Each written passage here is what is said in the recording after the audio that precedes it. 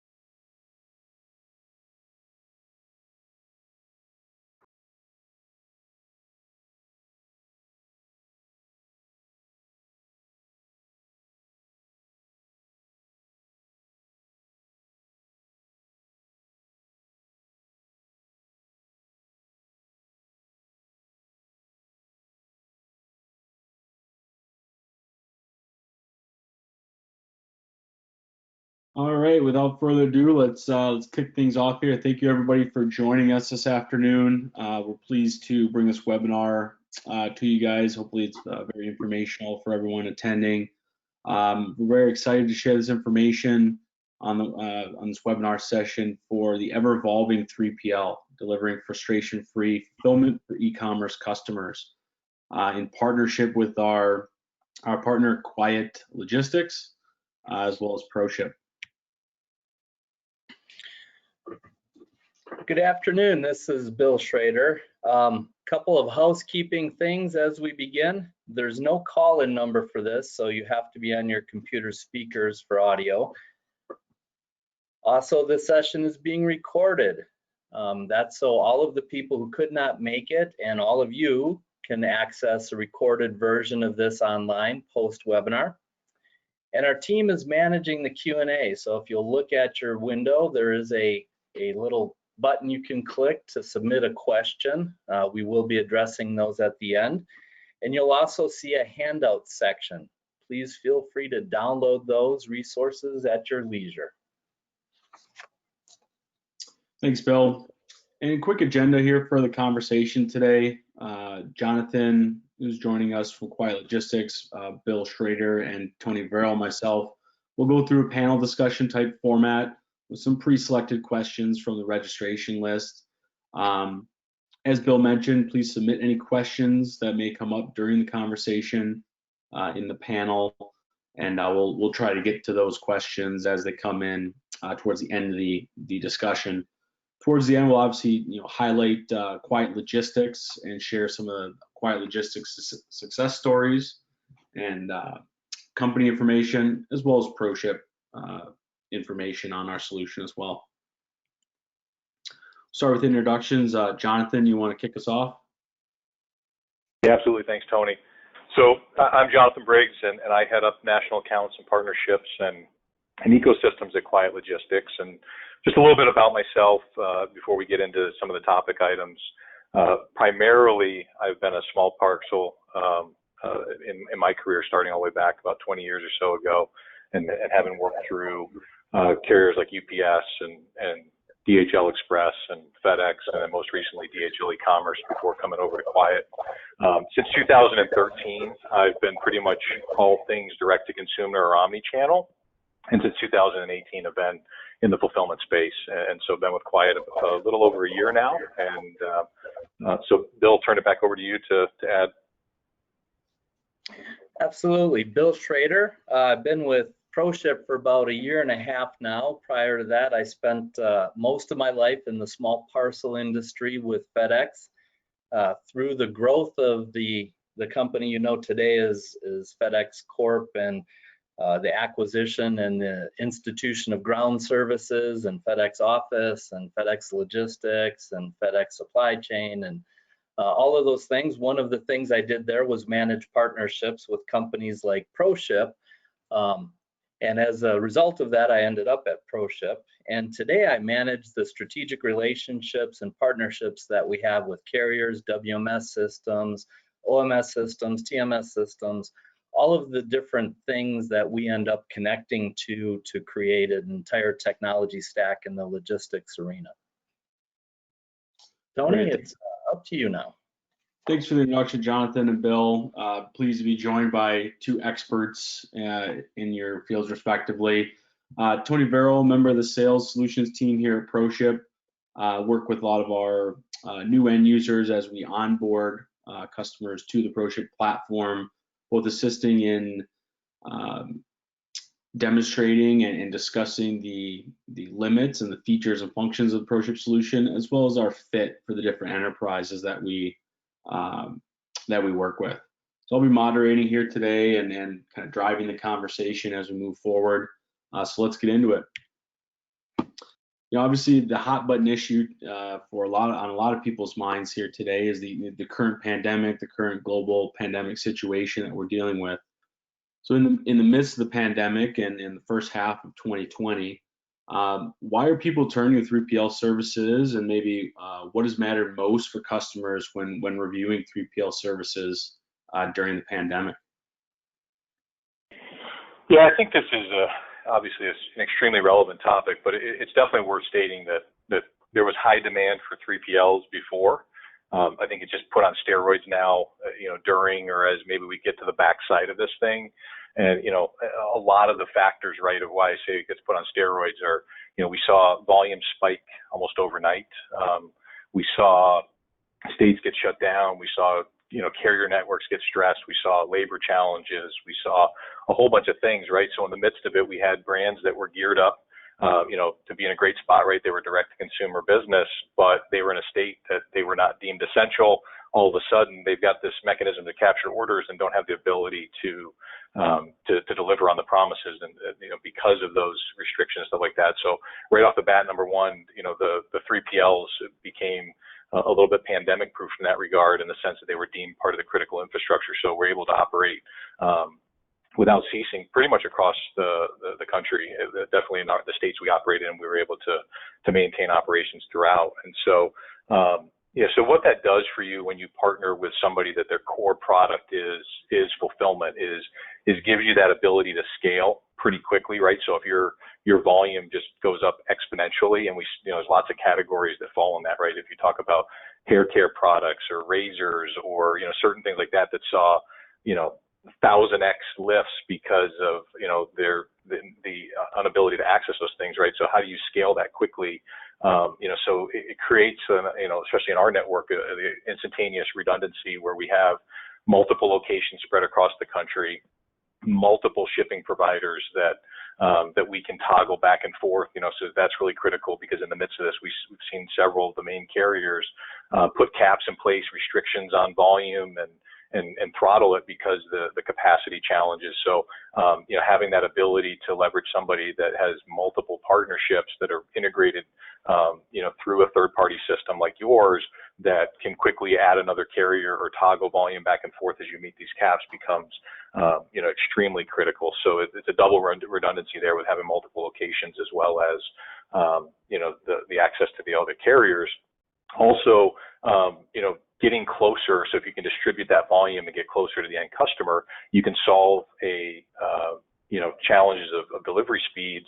And then also, because of the bottlenecking we're seeing a lot of these carrier networks, if you only have to go like a local footprint, say California to California or New York to New York, you bypass a lot of the bottlenecks that happen in some of these centralized hub and spoke networks. So, being able to be spread across the country, really does give you some situations to improve upon. And I think one of the other big things is some of the key marketplaces where everybody put all their eggs in one basket. Again, that same essential component where we saw sellers turned off pretty instantaneously, because they were not as important as, say, medical or anything like that, all of a sudden created this new need for alternative 3PLs.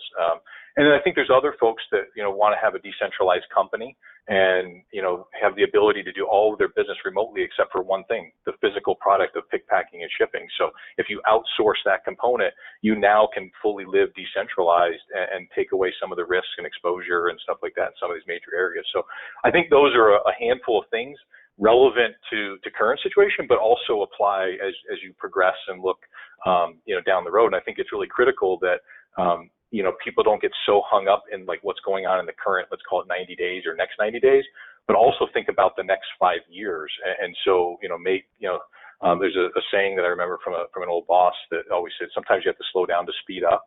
And so I do encourage people to not get so knee-jerk in this reaction and just choose the person that gives the pricing the fastest or is willing to turn them on in 2 days. That maybe that's not the right partner. Maybe it solves a short-term need, but it creates even a greater problem down the road. So just a couple lessons learned and some things and some conversations we had. But Bill, I'll go ahead and turn it over to you to add any more or correct anything I said there. Wow, it's hard to follow that up. So many great points in there.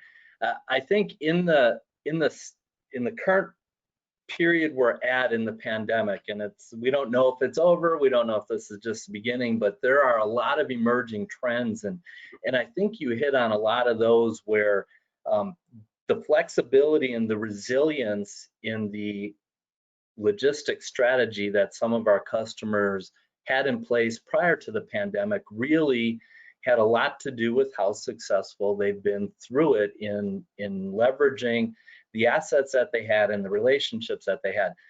One of the things that really differed in this, and we still have a lot of data to collect and a lot of post-mortem kind of fact-finding and strategy adjustments to make with our customers, is that the relationship between the 3PLs and the other strategies a retailer or e-commerce seller may have is also dependent upon the technology that they're based on. And we're going to see a lot of that later. But for peak and all of those other things, we know when they happen. We know exactly when they're going to happen. We know what days are going to be the busiest. The calendars from the carriers are published. We know what the service commit times are and when everything changes or shifts and when to shift from ground to air and all that. We know all of those things. This one was completely different. We went into it, we didn't know what to expect. We had to be very flexible and very resilient.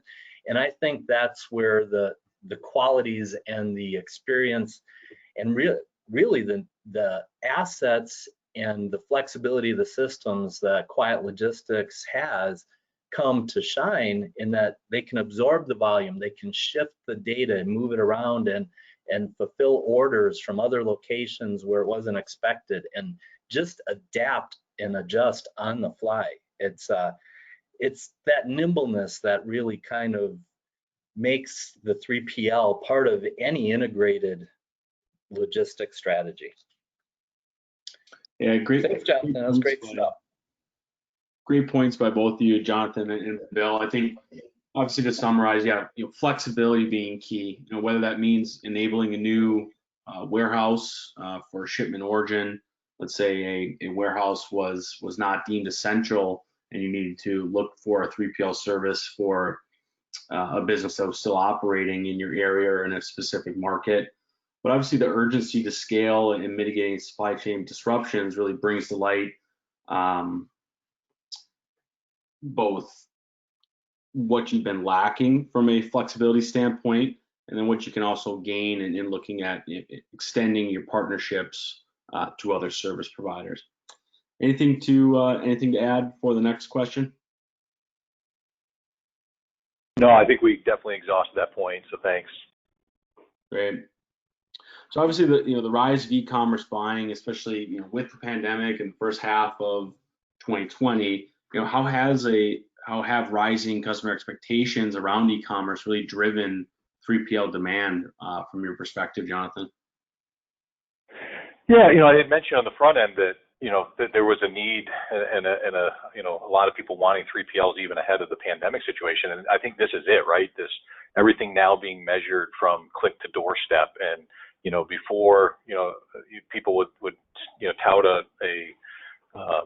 a number of days to fulfill an order on their website. If you look at their FAQs or their policies, and they would say 2 days to fulfill it and 7 to 10 days free shipping, and their clock's running like 14 days is okay if we get it delivered in 14 days, but the customer clock is measuring that very differently, and we saw that shrinking. There was kind of a pause button and almost a reverse of this very temporarily during this, and we're starting to see it get back to a little bit more normalcy. But I don't think we were at 2 before pandemic. I think we were living in that click to door and 4-ish, 5, but quickly. I think on the other side of this, we're going to see this thing get fast forward exponentially as people got, moved back to 1999 and some of the experiences in the last 90 days of, 10 to 14 day shipping. I think it's going to really drive it the back half of this year to really push the envelope on, especially as you get into peak season of, more of that 2 day, 1 day. And I think we're going to start really seeing same day takeoff, especially in a lot of categories and stuff like that. So, so what happens when you go into that 3PL environment, especially somebody that's doing distributed order management, where they've got an interconnected network with multiple locations across the country, is you now can locate, inventory, whether it be all of your SKUs or your fast moving SKUs, and now you can leverage much lower cost of cost to serve transportation solutions, but still get a next day or a 2 day experience out of, say, a ground product or something like that. It also opens the door to alternative carriers that aren't national, that are regional based or city based, and can open up the door then for some of these new age experiences and the same day couriers. So it does make a huge difference, and I think one of the biggest reasons why people are looking 3PL for that experience. And I think the other half is that historically, what was like a 6 to 8 weeks of a year of peak season is to be able to flex up the network fast enough and be able to still deliver on the promises when it really matters during that peak season. So I think those are definitely some of the things we see and reasons why. Bill, I don't know what you want to add to that or correct what I said there. Yeah, Jonathan, you're a tough one to follow because you cover everything so well. So slightly different take on it, because at ProShip, we kind of look at the 3PL function and we see parcel, we see the multi-carrier technology that we bring to the table. And in that, we see a lot of the things that support the points that you made, Jonathan, with the multitude of carriers and having an arsenal of carriers that you don't necessarily have to have direct relationships with. In our space, we support those carriers, of course, and we've seen the emergence of the same-day services, and we've also seen some same-day services disappear. So rather than managing some of those relationships directly, just having the capability to just call Jonathan and say, hey, I want to do same day in Texas. What have you guys got? Can you do that? those are the kind of capabilities that we provide the technology to support it so that we can meet those rising customer expectations. And one of the things that we've seen emerging out of this is, believe it or not, there were people out there whose primary mode of shopping was not e-commerce, who have been holed up in their house for months and are suddenly finding this whole new world of getting stuff delivered to their doorstep. They probably went into this with not a whole lot of expectations, and now they're experiencing that. And that whole arena is an emerging set of expectations around it, that we have to have flexible technology underneath it to support the multitude of expectations and to leverage our strategies in the way that we want to. And that's I think that's key, and that's where the synergies of 3PL networks together with other logistics strategies and then the right technology underneath it becomes so important. And Tony, I think it's what do you think? Yeah, no, to summarize both points, I think they both hit it on the head, right? I think a continued theme of speed to the consumer or customer expecting an online purchase at the doorstep in a very short amount of time, if not same day, will continue, right? And how do we continue to leverage carrier partnerships to find maybe alternative carriers to meet that demand or that expectation? But yeah, as you mentioned, Bill, from a ProShip perspective, our focus is obviously always to do that at the most cost-effective way, whether it be through rate shopping, whether it be through optimizing business logics, already knowing your best choice carrier for a given market, zip code, destination, and being able to kind of have a strategy with the flexibility to change with those expectations, right? Different trends may emerge, and really that back to flexibility, being able to adapt to those different trends, still, albeit maybe within a 2-day delivery window or same day expectation from a customer. Yeah, great input, guys.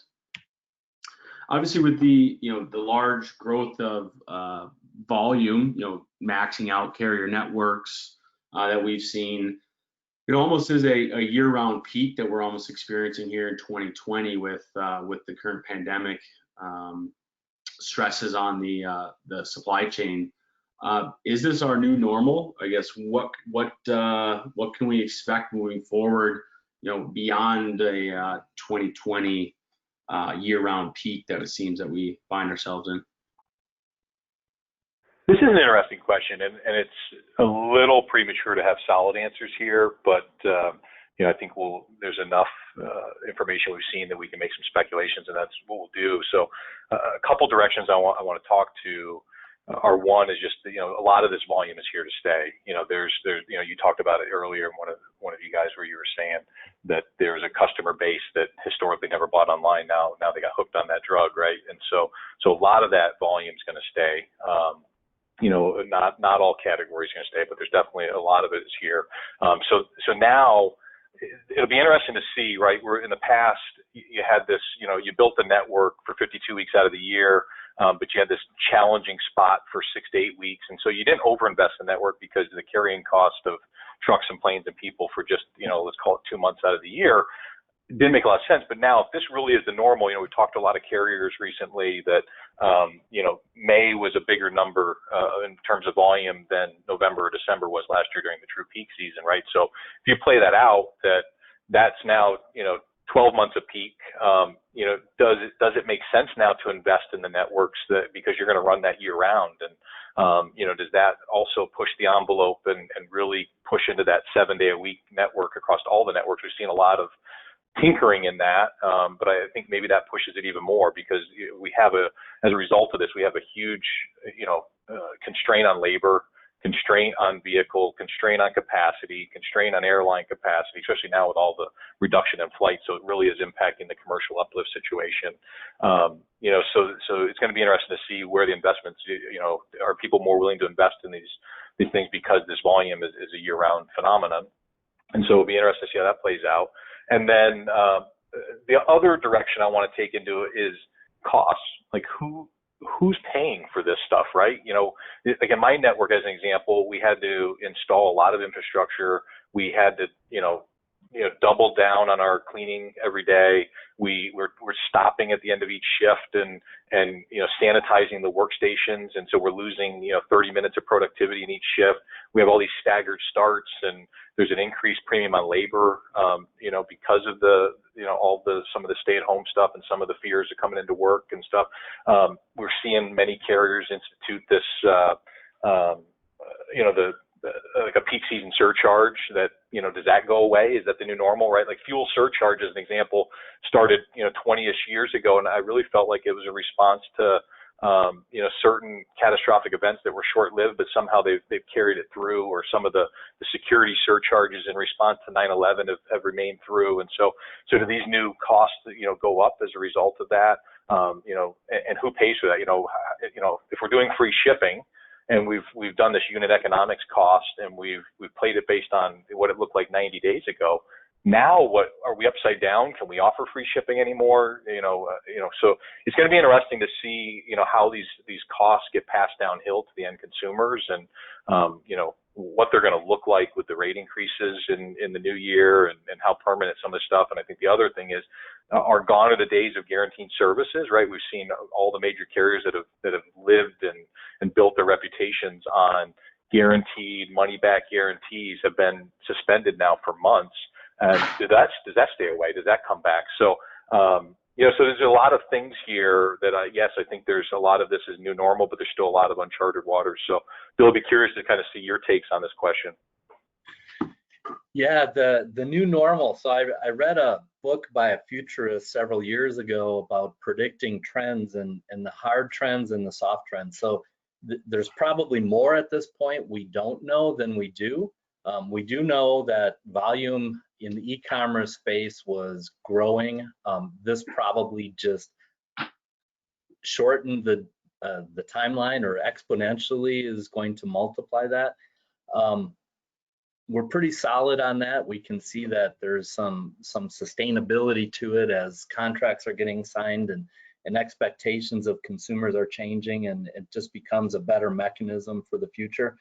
The other trends are largely based around the logistics strategies that companies are executing. They might have been looking at certain OMS systems, TMS systems, and how do we optimize the fulfillment process, and looking into investing in that in the past. There's an enormous amount of interest in that today. We can't really even field all of the inquiries we get around that. So the interest in designing systems for the variable future is definitely taking place at a much faster pace than it was before. So we can see these trends emerging where the networks are going to have to be utilized in a different way. They're going to have to be fulfillment strategies that are flexible and resilient. All of those were done in response to small events in the past, like hurricanes or civil unrest in specific areas. But now it's widespread, and the rules are different every place. Everybody knew how to play the hurricane game with Florida and Texas and stuff like that, and the East Coast. And we knew it was coming, and we could plan for it. And the new normal requires us to be able to plan on our toes and to shift and be nimble in ways that weren't required before. And I think that the new normal is nothing's going to be normal again. That's a great take, Bill. Yeah, I think a positive shipping experience from an end user now matters more than ever, right? Being able to have a company meet your expectation, or give you the flexibility for how to maybe potentially pick up a shipment in more of a curbside pickup manner rather than waiting for someone to come by your house. So definitely having that positive experience for shipping definitely matters more now than ever. I think those who've also built for peak and expected peaks and scaling up are obviously reaping the rewards right now, already having systems that are able to scale, and then scale in a sustained manner as well too. So integrating your different technologies, taking a step back and really looking at your systems today to make sure that you can meet your needs today, but also then have the flexibility moving forward for any new carrier services or obviously carrier regulations that may come up, or even state or local or federal regulations that come up really are going to be important moving forward. So we've talked a lot about maybe the current state of affairs, right? And previous questions really focus on the current trends and current impacts on supply chain. Let's shift this a little bit and rather, how do our operations, or how do we set up our operations to really run smarter and faster through integrating technology? So how does combining technology help us work smarter and faster within a 3PL focused operation? Great question, and I'll give some non-technical responses to a very technical question, just because I'm not smart enough to get into the weeds of it. But from an outside looking in, and being fairly new to robotics in an environment, our organization has not been. They've started on day one in robotics and have embedded robotics technology. And I think even all the gains we saw ahead of this, I think we learned so much more of how important it is to have that built in this type of environment, and to be able to leverage that to redeploy people across the network and spread people out and practice social distancing, not have as much need for labor in the building, be able to turn on more robots like we would during peak season, to help take some of the pressure off the labor component. So I think from an organization perspective, we've been all in on robots since day one, but I think we have a new appreciation and a new love. And I think if you ask me, where people are going to be spending their money in the next 6 to 12 months is going to be in robotics and in 3PL, or a combination of both of those things. And then overall, I think one of the big things is, the enterprise systems that are built in-house, I think are going to be going away if they haven't been, weren't necessary to be gone away a long time ago. That ability to be, to your point about flexibility and quick and nimbleness, if you have an in-house proprietary solution to be able to turn on another provider or turn on another carrier or whatever, that takes a lot of moving parts. And so even in our own organization, where we historically have been proprietary solutions for a whole bunch of great reasons, we've now made pivots and shifts into outside technical partners like yourselves and the TMS platform and the WMS and the OMS, and that's so that we can be more flexible and we can be more scalable, and we can that helps us both in the business rules and scaling volume up and down, also to onboarding customers and stuff like that. And it just allows us to be interconnected and have pre-built integrations and not have to redo the same integration over and over and over again. If you see, there's a handful of platforms that are like 80% of the volume, let's pivot into a pre-built integration. And so I think all of that, when you bring in third-party platforms, does create that technology flexibility, because of all of the ecosystems that are out there, so many things are interconnected and pre-built and stuff like that. So we're seeing that pay off. Some of that we're doing, won't go live until later in the year, but I think long-term is going to really help us to turn on customers quickly, pivot things in real time better, and just have a lot more control and let us focus on more critical focus areas, and then use outside experts to manage those areas. So that's kind of how we're seeing it. Like I said, I was trying to keep it very low tech. So Bill, I'll turn it over to you, where you can get down in the weeds on it from a tech standpoint. Yeah, I promise I won't get too far down into the weeds, but this is one of the topics that just fascinates me, and it's one of the primary reasons that I'm at ProShip, because of the technology that sits underneath all of our capabilities, that magic. So back in the day, and I'm not going to date myself with it, but back in the day, orders flowed in a very linear fashion. The very early systems, the data flows were very predictable and linear, and they went one direction, then they went back the other direction, and it was very simple. You collected all your orders. They were transmitted in some kind of electronic format or stored, and moved from a call center into some kind of database or table or some kind of text stuff, and then you shipped it. Went to a pack station, you pulled up order numbers, you shipped it, you wrote tracking numbers back. It was very bi-directional and sequential, very simple. by comparison, today's systems, Jonathan mentioned off probably half a dozen three-letter acronyms that are all part of the modern technology stack in any logistics company or business, and in any retail manufacturer or anybody else who's selling, which is virtually everyone at this point, right? So the OMS, TMS, the warehouse execution systems, the robotics, all of it's interconnected, and all of it connects to everything else. And the data is no longer linear. If you try to diagram it out, it looks like spaghetti, right? And that's the requirements to make that happen. The magic to make that happen is underpinned by technological innovations that came out of the Internet of Things and the web and all that other things. So a lot of the messaging back and forth is XML. There's standards in place, but also the design of the components has to be very service oriented. So you've got a system like ours sits in the middle, and we connect to many of the different host systems to provide capabilities at different points. So the print and apply function has to be fulfilled and has to be responded to extremely quickly. The OMS function requires tons of planning and comparing of rating and routing data through a multitude of carriers. So we have to normalize all that data first and make sure that all of these systems can talk to each other and deliver the function that they need to, and nothing is linear anymore.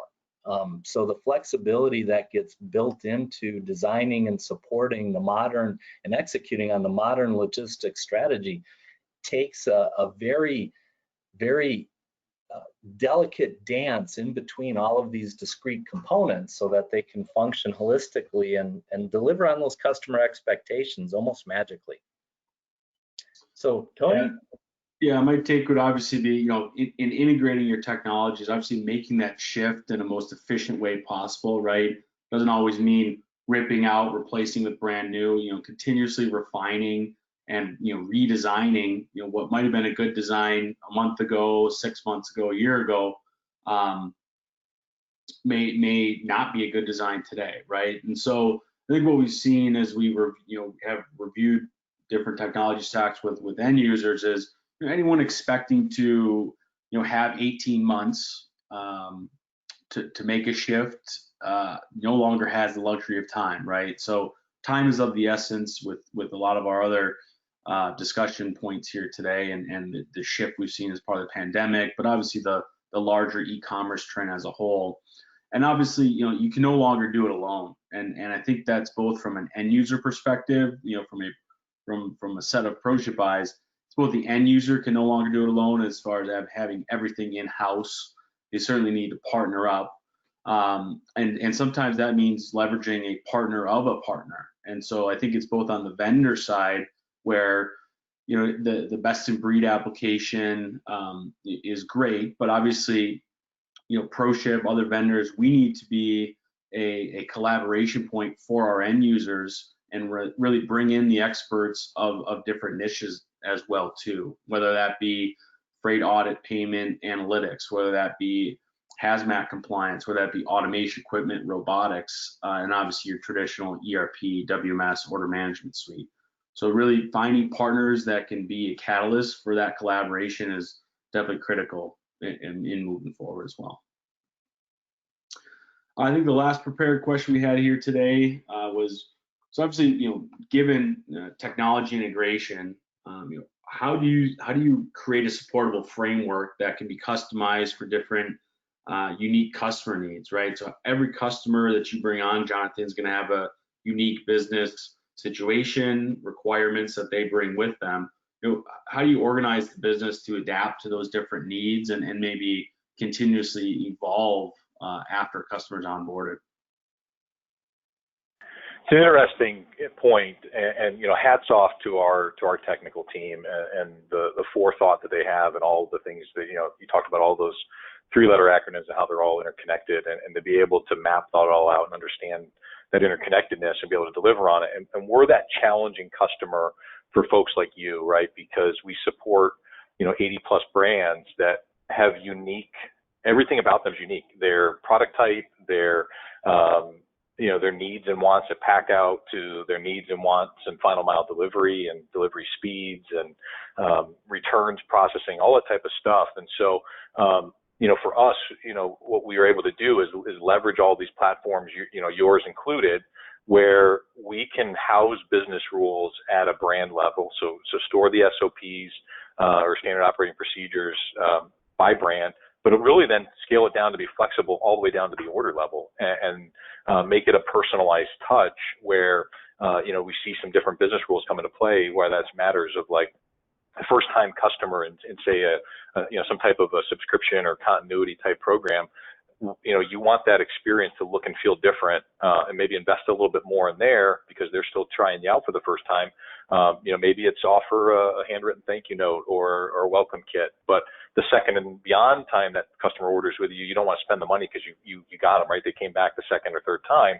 So you change that experience and maybe shave some cost out or change the inserts from a marketing standpoint. And so, so we've given that balance of flexibility, but still let the system drive it. So, all of our systems are running, the four walls of the business and also, your platform at shipping, doing real-time rate and service shops so that our brands can now pass us, an in-hands date or, a desired number of transit days. And then we do a real-time rate and service shop so that we're giving them the best value that meets or exceeds that shipment at that time, right? So that could be different days of the weeks.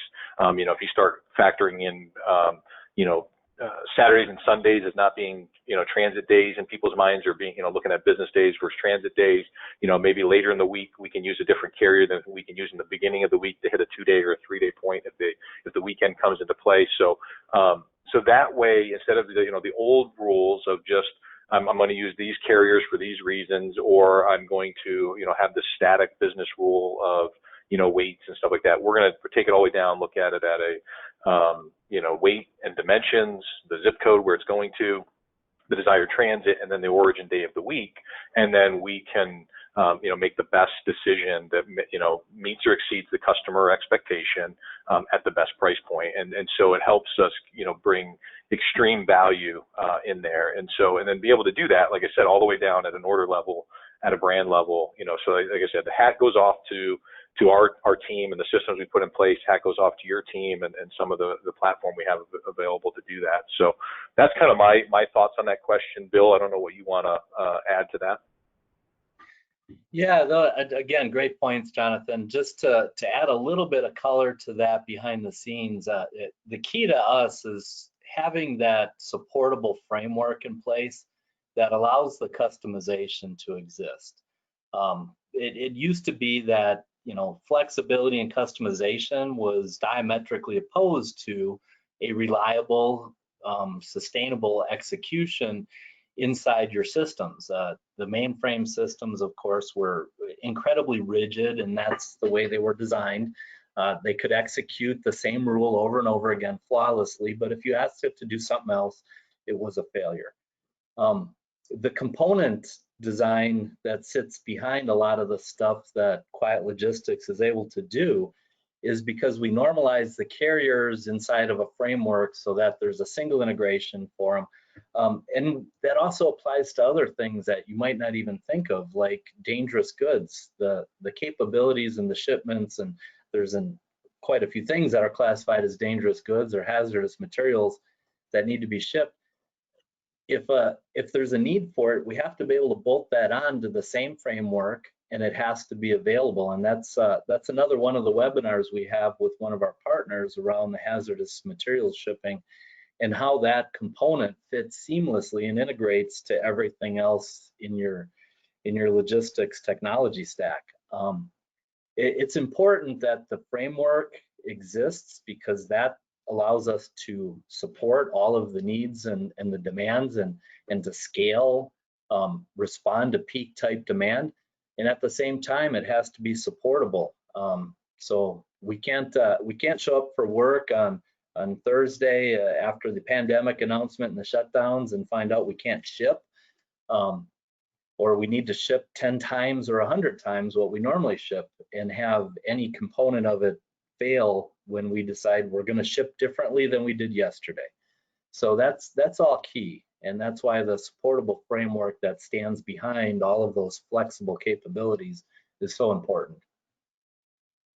Yeah, good point, Bill. And I think with the number of systems at play today, you're finding that right mix and making those critical design decisions for who is going to do what, within your enterprise and under that framework, definitely critical, right? So, keeping the unique needs of your customer at the utmost importance, really knowing, at each point in the process, if you will, all of the full extent of your solutions, whether that be a WMS, automation equipment, order management, or multi-carrier shipping like ProShip. Not that you necessarily need those all features and functionality, levers and switches today, but knowing where you can turn to your expert partners to dial in those different levers and switches, definitely very critical to ongoing and evolving changes in the business. So I think that's the end of our, pre-prepared questions. We do have a couple of questions that did come back in addition to those 5 questions that we covered.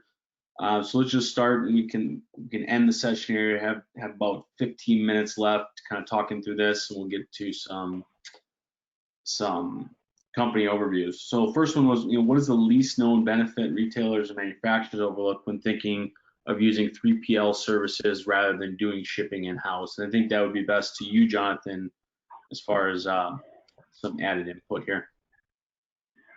This interesting question. It's kind of a gotcha question here, and so when I see this, I kind of think of a couple things that stand out to me, and I think is the reliability, to get things out the door, quickly, in the right manner, and on time. I think is something that people don't measure. Everybody's very focused on that rate chart, but don't take into consideration the back end and what the experience overall will mean from a cost to serve the customer or call center environment.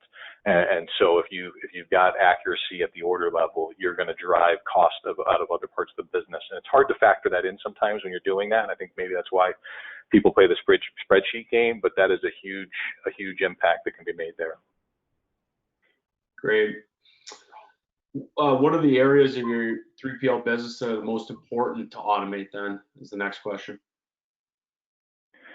Well, there's several. One definitely is that material movement, right? And so, we do that through the robotics, so, reduce that foot traffic. So some form of automation to move goods to and from locations, to cut down on the foot traffic and wasted time is critical. I think other areas, depending on it's a little bit harder in a 3PL environment to do this, but if you're doing your own, your single location of your stuff, then automating of the packouts where you have like only one site of the packaging and one you can do that through auto baggers or some of these auto box building solutions that might exist and has huge impact that can take labor out. Seeing now just some automation and moving the parcel sorting and for carriers, and then the loading. We're seeing some robotics even come into play there, or even some simple conveyance and slides and chutes can work there. But tons of opportunities there. That's from like a physical perspective. And then if you think about it from automation of onboarding of customers and like the pre-integration. So these common tech stacks for the Shopifys and the NetSuites and some of these integrations we see more commonly, or some of the key marketplaces for drop shippers and stuff like that is having those pre-built integrations. So there is that flip of a switch each time somebody adds a new channel to their mix. That's another great way to automate as well. And then ultimately on the back end, more on the shipping side, it's that get out of a single source shipping environment. And if we haven't learned anything, that redundancy component matters so much more than ever, and leverage multiple carriers and do that real-time rate and service shop instead of a pre-built set of business rules based on the Excel spreadsheet that you did 6 months ago. And things do move on a regular basis, like new surcharges or fuel surcharges are updating on a weekly or monthly basis and stuff like that. So I think those are some of the key areas for automation. Bill, any areas that you might think of that I might have missed? Yeah, I think you covered that really, really well. I think one of the more interesting questions on this, if you want to skip over the next one, would be do I need a large amount of inventory or needed capacity to leverage multiple 3PL locations? That's something we get asked a lot. You know, if I'm going to use a 3PL, do I need 3 times the inventory, and how would I carry that? You know, that's been one of the biggest stumbling blocks and fears. And I think there's some truth in it, but I think there's a lot of misconceptions out there. And so I think automatically people, to your point, is say, for every location I go, I have to double it, I have to triple it or whatever. So if I go from one I got to go to 200. If I go to 3, I go to 300. But that's not really the case. It becomes a percentage, right? And so historical order data can tell you that. Historical shipping data can tell you that, and it becomes a percent allocation game of, you know, if you go back to the old elementary math days and we're separating the piece of the pie, you know, how many slices do I put in the East Coast and how many slices do I put on the West Coast? And so you might have to do a little bit more than 100% because of you know, maybe trying to keep a depth of inventory at all locations so you don't have to double ship and split shipments and stuff like that. So maybe you put a factor of 5 or 10%. Obviously, the less SKUs you have, the easier it is to just throw them all over the country. But just because you have a complex SKU base doesn't mean you can't create replication. But maybe that doesn't become a true duplication across all of your SKUs.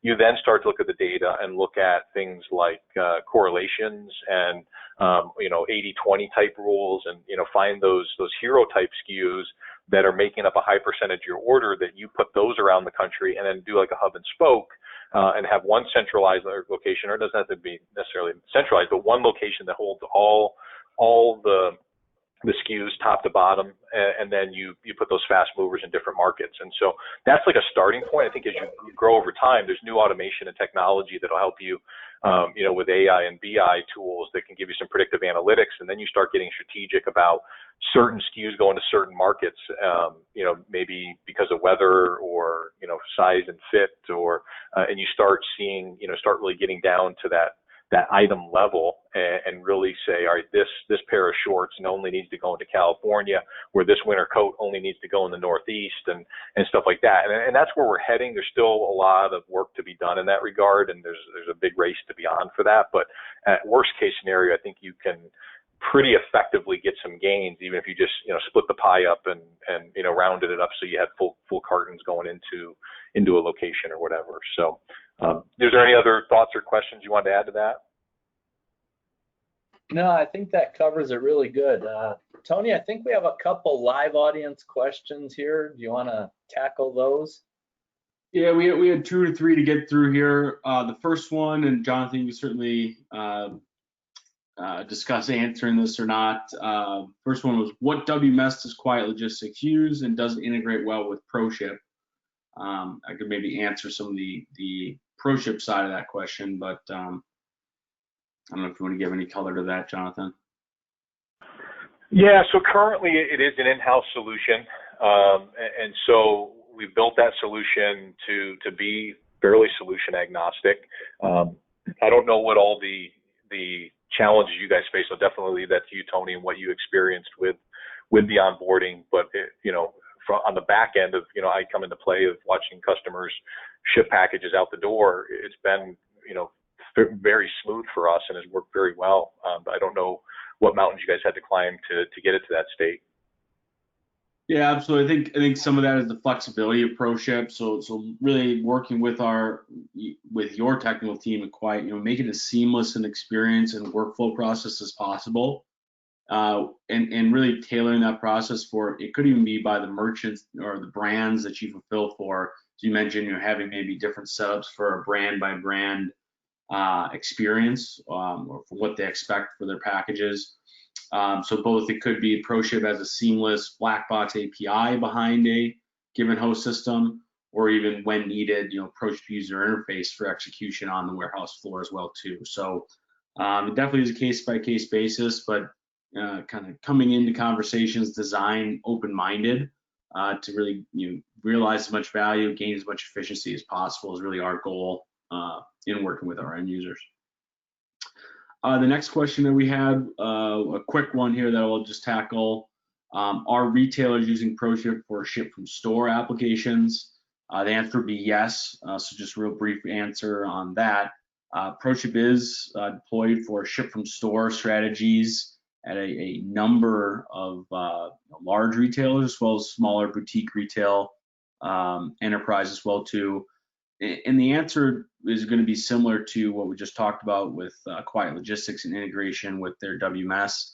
The goal is to be as seamless as possible for any DC workflows, and also then ship from store applications, really to reduce the touches, reduce the time it takes to ship a package through automating different business logic and business rules within the application. The next question we had here for you, Jonathan, what are 3PLs doing to manage consumable packaging inventory to help keep valuable warehouse space available for goods that generate revenue? That is a challenge, especially as you get into all the personalized, everybody doing, their own branded product, and one's doing corrugated, and one's doing poly, and one's doing some type of a mailer, and so on and so forth. And so instead of coming from a centralized stock of, blank white and blank brown packaging, you now are exponentially growing that. So I think one component is just putting guardrails around how much they can have on hand and do a little bit more just in time. The other is charging for that storage, because it is, premium space in the warehouse that we can't put other products in there. So not being a free warehouse for a year's worth of packaging that you got on discount at China, but being able to be mindful and say, hey, here's your run rate, and you should have, 6 to 8 weeks or 4 weeks on hand, or whatever you agree to, and then just communicate that, by keeping tabs on that inventory so that they can replenish with enough lead time so that they don't out of stock. But it is definitely a balancing act for sure. Great. Thanks. I think we just want to end today here, just kind of a quick overview in the last couple minutes of Quiet Logistics, Jonathan, and then we'll wrap up here to end the session in the next 2 or 3 minutes. Yeah, absolutely. So yeah, just a quick overview on Quiet. Obviously, we are an omni-channel and primarily a direct-to-consumer fulfillment organization. Been around since 2008, and really focused on that personalized and brand experience, and full-on invested in robotics automation as well as distributed order management. So an interconnected network that is in multiple locations so that you can put your inventory in multiple locations. We will continue to grow and scale that map and add more locations, and then really make fulfillment part of the parcel strategies, to where you start to zone skip and mode optimize, and really open that door for the next days and the same day deliveries from that standpoint. So just speaking from some of the pain points there on the shipping side of things and the ProShip solution, I think for us beforehand was just the onboarding time, as we would add new brands or new carriers, just took really, really long, and we had to go through a third party, and through your system, we're able to do that in-house, so that it's really a matter of minutes to hours to deploy a new customer or a new shipping solution that's not part of the technical stack today, because you guys have already pre-built all of those things. So that's been our biggest takeaway is the speed to onboard new brands, and then the other half has been that robust rate and service shop has been really meaningful to us. Great, and I think that rate and service shop kind of goes to the next couple of slides, just to want to talk about your network as well too. Yeah, so not all of these pins on the map exist today. This is a little bit forward-looking, but today we operate outside of Boston, St. Louis, Chicago, and LA. We're building from the ground up Dallas as we speak, and that'll go live in Q1 of 2021, and we are going to roll out in Atlanta or Jacksonville solution before peak this year. And then next year, we should also add a San Francisco and a New Jersey or New York facility if things progress as planned right now. So as you can tell, these are all very strategic locations, high density of populations, because our long-term strategy is about driving same-day delivery. And so getting close to key population centers does that. And this just shows the transportation overlay when we complete that network of how much percent can be same day, next day, 2 day, et cetera. So thanks for showing that slide, guys. Yeah, great. So any final advice, anything to wrap up? Just want to kind of quickly say, before I hand it back to Bill and Jonathan for any final wrap-ups, if there's any questions, feel free to reach out to both ProShip as well as Quiet Logistics. We have Jonathan's email and Quiet Logistics website on here, as well as obviously the sales of ProShipping.com email on here as well too, in case you have any follow-up questions after the session. But obviously to wrap up today, then Bill, Jonathan, any final thoughts? No, I think the last thing I would share is redundancy, right? Redundancy in your fulfillment network, redundancy in your transportation network. And I think those two things will carry you through anything you can imagine and those that you can't imagine as we face kind of this new normal that we talked about before.